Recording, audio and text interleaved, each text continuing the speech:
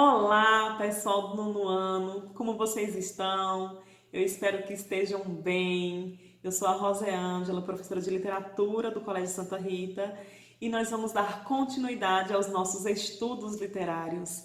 Na aula passada, nós trabalhamos o gênero literário épico, que fala sobre os textos narrativos escritos em versos e estrofes. E hoje nós vamos dar continuidade ao estudo do gênero literário, mas dessa vez estudando o gênero lírico.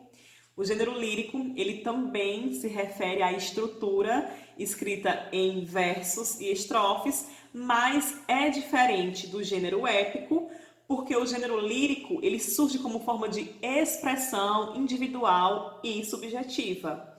Então ele é totalmente diferente do gênero épico, porque o gênero épico, ele é uma história, ele é um texto narrativo que tem os elementos da narrativa, personagem, tempo, espaço, enredo, narrador. Então ele narra uma história. Já o gênero lírico não. O gênero lírico, ele é um poema, é um texto escrito em versos e estrofes, mas que relata expressão individual e subjetiva. É alguém expressando as suas emoções, os seus sentimentos. E aí pode ser sobre variados temas, pode ser sobre o amor, sobre a vida, sobre o tempo, sobre a morte, enfim, o que a pessoa queira expressar, qual é o sentimento que ele quer ali colocar para fora. Então é totalmente diferente do gênero épico. A única coisa parecida aí é só a estrutura, que é em versos e estrofes. Mas o gênero lírico se refere a uma expressão individual e subjetiva. Todos vocês já criaram poemas, já fizeram essas atividades, né, de criação de poemas, um poema para a mãe, um poema sobre a escola, enfim, a gente pode trabalhar vários temas dentro desse gênero lírico. A poesia lírica se define pela expressão de sentimentos e emoções pessoais. Por isso que a gente diz que a poesia ela é subjetiva, porque são as emoções do poeta que vão estar expressos ali dentro daquele texto, dentro daquele poema. E dentro daquela estrutura de poema, nós temos uma voz. E essa voz chama-se sujeito lírico, ou eu poético. Então, às vezes, você pode encontrar como eu lírico, eu poético, sujeito lírico, mas todos estão se referindo àquela voz que fala no poema, porque sim, lá tem uma voz. Essa voz pode vir tanto em primeira pessoa como em terceira pessoa. As primeiras manifestações líricas. No início, os poemas líricos eram cantados, geralmente acompanhados pela lira. Aqui está o modelo da lira, um instrumento musical de cordas. Então, antigamente, nós não tínhamos esse conceito de poema declamado como ele era hoje. Ele era mais uma cantiga, porque ele era letra e música. Nós tínhamos um acompanhamento musical. Nós tínhamos esse instrumento, a lira, né, que é feito de cordas, no qual ele dava um som para esse poema. Então, a gente tinha mais uma cantiga do que um poema. Só que lá no século XV, quando surgiu o Renascimento, nós tivemos essa separação entre música e poesia. E aí os poemas eles passaram a ser declamados e também os estudiosos inseriram esse novo gênero dentro da literatura, que é o gênero lírico. Porque como nós estudamos na aula anterior, Aristóteles ele começou a organizar os gêneros literários, mas até então ele só estudava o gênero dramático e o gênero épico. Não existia o estudo do gênero lírico, porque o gênero lírico ele veio surgir só quando houve essa separação entre poesia e música lá no século XV. E aí ele passou a fazer parte dos gêneros literários. Foi no Renascimento italiano que a poesia de expressão subjetiva ganhou reconhecimento equivalente aos demais gêneros. Então, esse renascimento aqui foi no século XV. Então, o gênero lírico, digamos assim, que ele era um gênero mais recente em relação aos outros. E nós temos aqui algumas formas da lírica. Nós temos aqui alguns modelos de poemas. Então, nós temos a elegia, que é um poema surgido lá na Grécia Antiga, que trata de acontecimentos tristes, muitas vezes enfocando a morte de um ente querido ou de uma personalidade pública.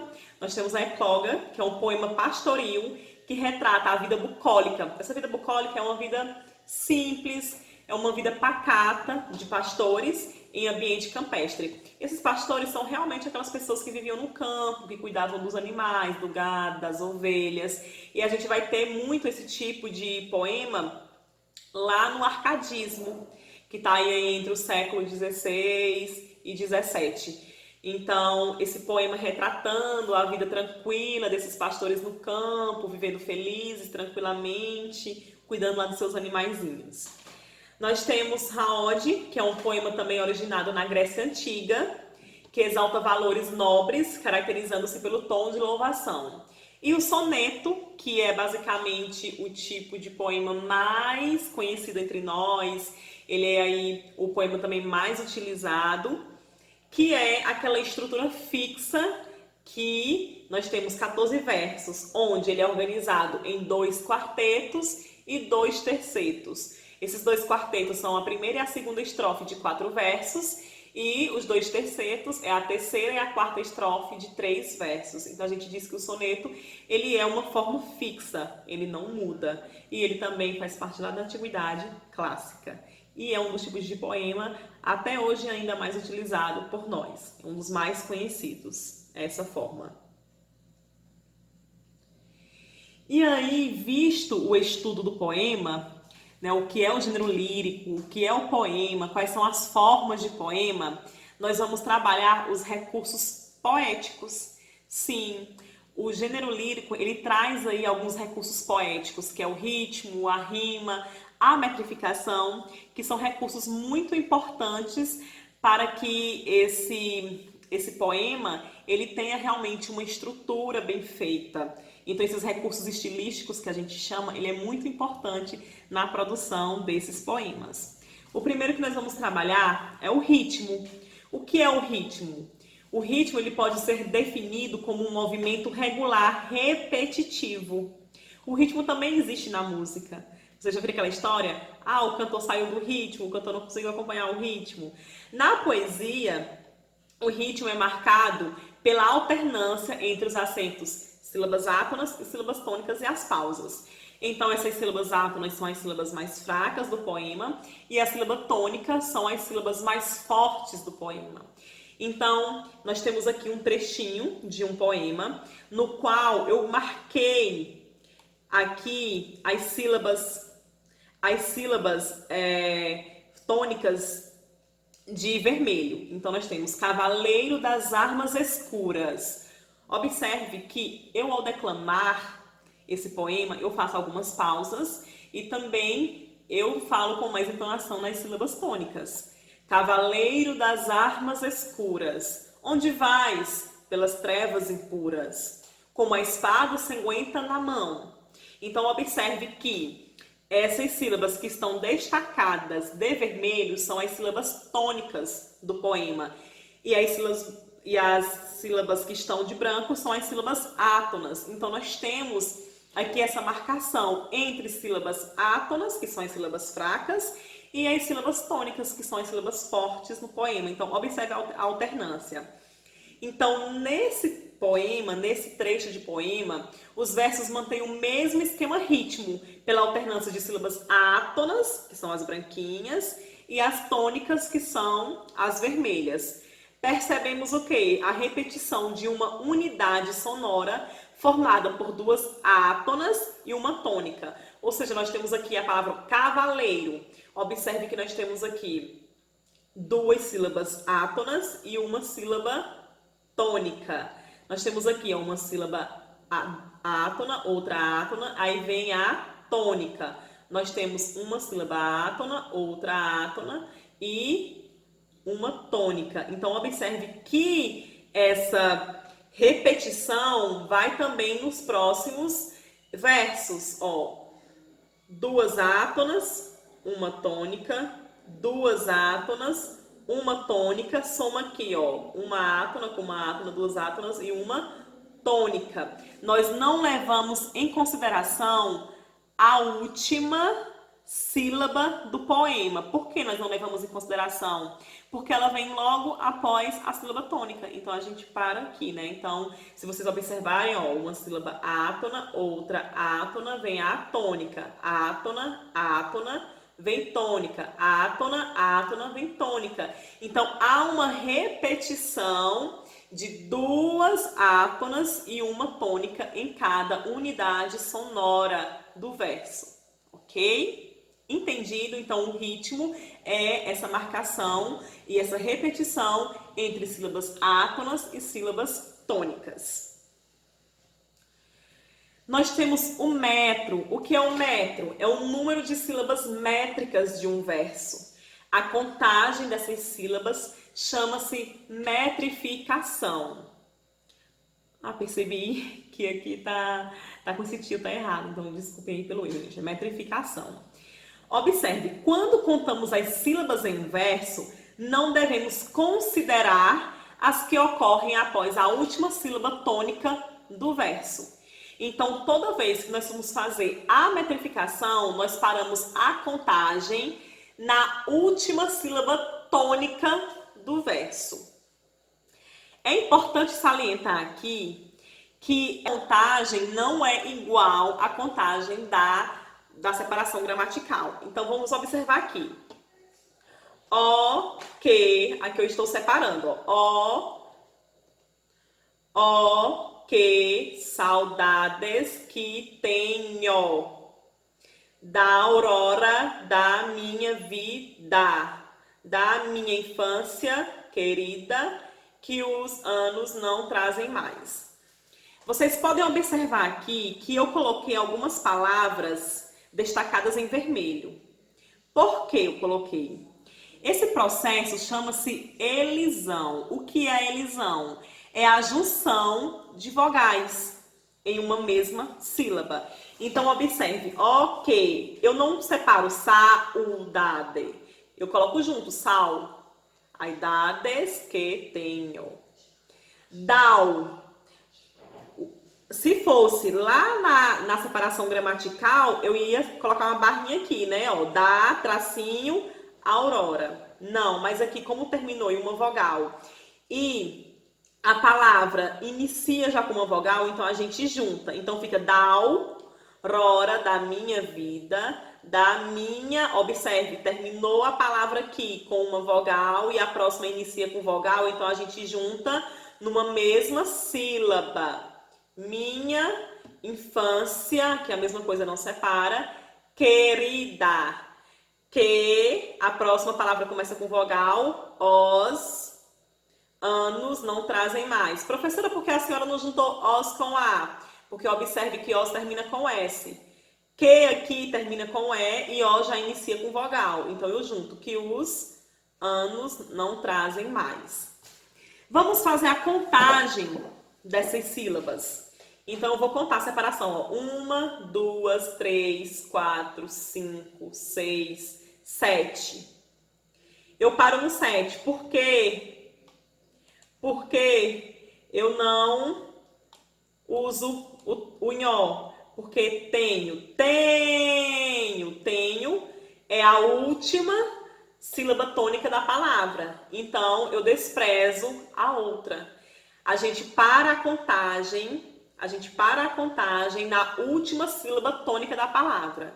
Então, aqui, ó, da aurora da minha vida, ó. 1, 2, 3, 4, 5, 6, 7. Vida. Então, vida não é a sílaba tônica, então dá eu também desprezo. Da minha infância querida, ó. 1, 2, 3, 4, 5, 6, 7. Querida. Então, o ri é a sílaba tônica, então eu desprezo o da. A gente para a sílaba tônica a contagem na última sílaba tônica da palavra. Que os conta só com 1, 2, 3, 4, 5, 6, 7. No caso aqui, mais, como é uma palavra só, então a gente continua a contagem. 1, 2, 3, 4, 5, 6, 7. Percebam que todos os versos, os 4 versos, ele tem 7 sílabas poéticas. Como é que a gente chama essas 7 sílabas poéticas? Nós chamamos de redondilha maior. Vamos supor que tivesse 5 sílabas poéticas, seriam redondilha menor. Se tivesse 10 sílabas poéticas, seria decassílabo. Se tivesse 12 sílabas poéticas, seria alexandrino. Então, há essa classificação da metrificação em relação à quantidade de sílabas poéticas do verso. Recapitulando, gente, a separação das sílabas poéticas é diferente da separação das sílabas gramaticais. Nós vamos levar em consideração o som, e toda vez que uma palavra terminar com vogal e a próxima palavra iniciar com vogal, nós juntamos essas vogais em uma mesma sílaba. Ao fazer a contagem, nós terminamos de contar na última sílaba tônica da palavra, ok? Entendido? Prossigamos. Vamos agora para as rimas, tá? O que é a rima? A rima é a coincidência ou a semelhança de sons a partir da última vogal tônica no fim dos versos. Então, lembram que de vez em quando vocês vão fazer um poema e dizem: professora, qual é a palavra que rima com tal palavra? A gente sempre associa muito o poema à rima, né? Que o poema tem que rimar. Porque a rima, ele é um recurso muito utilizado nos poemas. Então, nós temos aí a natureza dessas rimas. As rimas podem ser pobres ou podem ser ricas. Quando é que as rimas são pobres? Quando as palavras rimadas pertencem à mesma classe gramatical. Então, por exemplo, eu rimo uma palavra com outra e essas palavras são substantivos. Então, são rimas pobres. Rimas ricas é quando as palavras rimadas pertencem a classes gramaticais diferentes. Então, eu rimo um adjetivo com um substantivo, ou um verbo com um substantivo. Então, eu tenho rimas ricas. E nós temos rimas toantes, quando a semelhança sonora se restringe à coincidência entre vogais. Por exemplo, viva e dia, nós temos o i e a aqui. E as soantes ou consoantes, quando ocorre uma coincidência sonora total de vogal tônica. Então, quando a gente rima as vogais tônicas.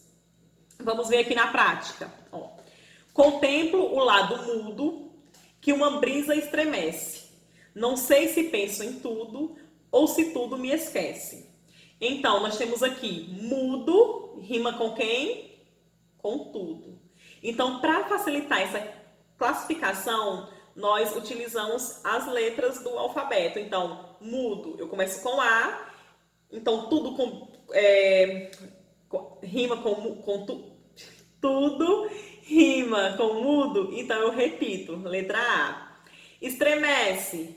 B. Por quê? Porque mudou o som. Então, toda vez que mudar o som da palavra, eu uso outra letra. Então, rima B. Rima com quem? Com esquece. Então, eu repito B. Aqui, se nós observarmos, mudo e tudo são versos, são rimas ricas. Por quê? Porque mudo é um adjetivo e tudo é um pronome. Então, eu tenho rimas ricas. Porém, esquece e estremece são rimas pobres. Por quê? Porque ambas as palavras são verbos, ok?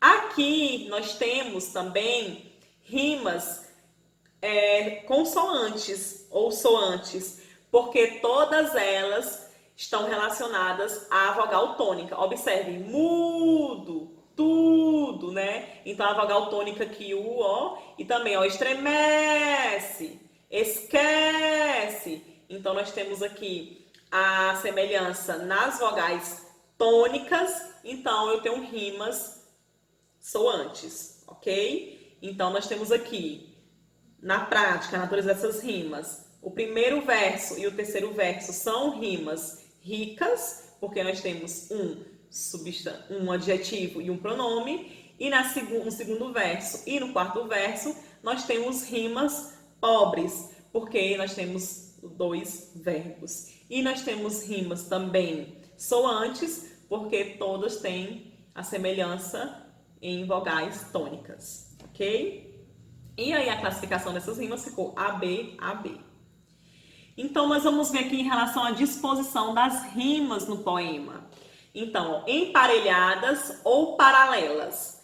São versos rimam de dois em dois. Versos que rimam de dois em dois. Então, nós temos aqui esse esquema A, B, B, C, C. Eu coloquei isso para facilitar. Observem aqui. Deus, ó Deus, onde estás que não respondes? Em que mundo? Que estrela tu te escondes, embuçado nos céus? Há 2000 anos te mandei meu grito, que embalde desde então corre o infinito, e onde estás, Senhor Deus? Então, respondes rima com quem? Com escondes. Então, já que eu comecei com o som de ondes, eu uso o A. Escondes rima com responde, então eu repito o A, porque é o mesmo som.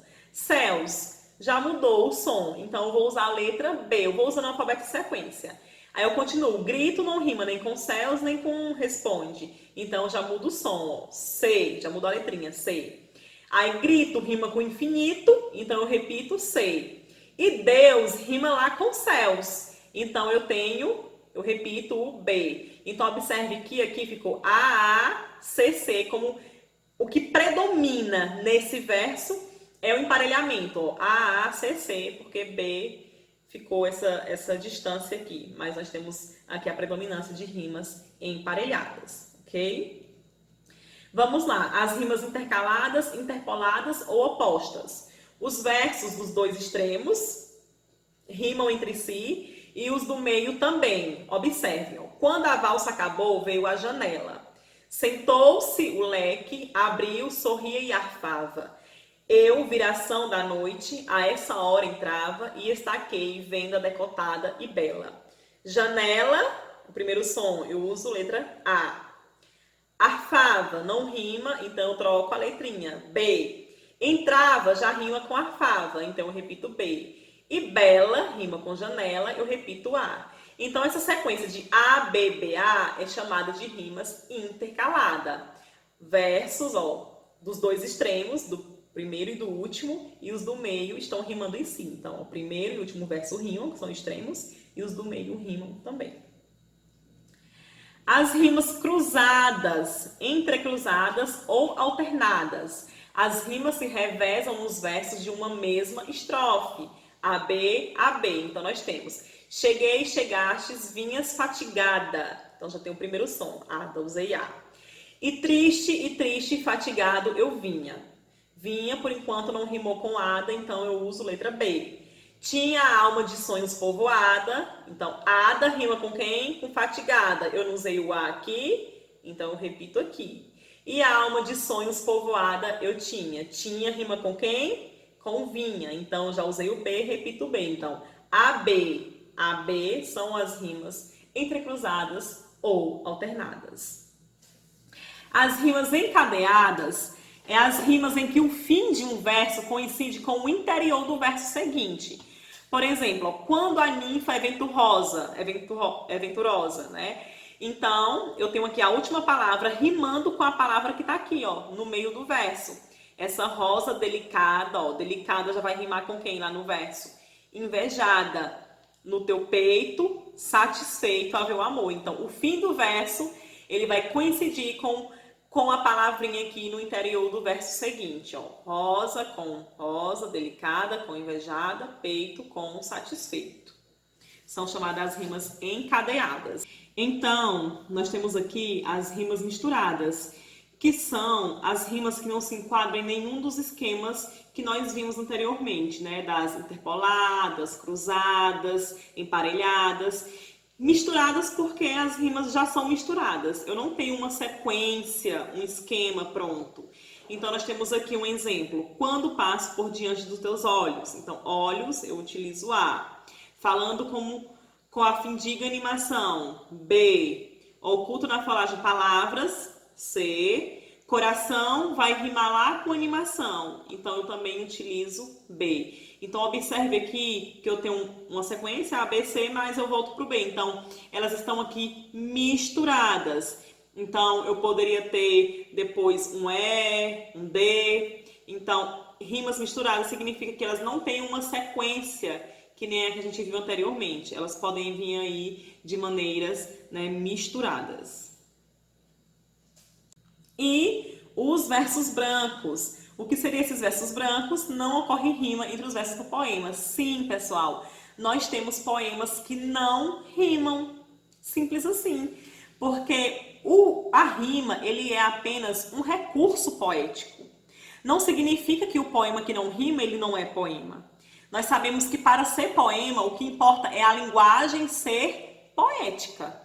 A linguagem, ela tem que ser aquela linguagem poética que nós estudamos, né, lá no começo do ano, o que é essa linguagem poética, que é uma linguagem diferente da linguagem objetiva do nosso dia a dia. Então, para ser poema, ele tem que ter uma linguagem poética e não necessariamente rima. A rima é apenas um recurso estilístico do poema. Então, nós temos sim poemas com versos brancos. E aí, esses versos brancos ou versos livres, vocês podem encontrar em algum local, em algum livro falando versos livres se referem aos mesmos versos brancos, que são versos que não rimam. E aqui nós temos um exemplo do Carlos Drummond de Andrade. Não há nunca testemunhas, há desatentos, curiosos, muitos.